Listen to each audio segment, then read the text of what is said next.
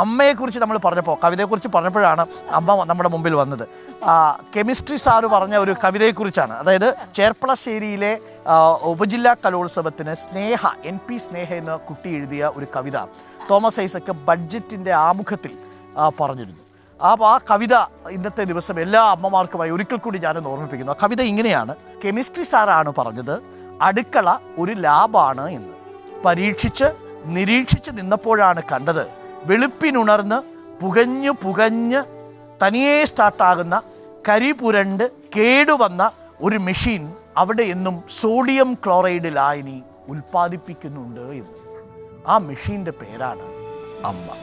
ലോകമെമ്പാടുമുള്ള അമ്മമാർക്ക് വേണ്ടി ഇന്നത്തെ ഈ വാർത്താദിനം ഞങ്ങൾ സമർപ്പിക്കുന്നു.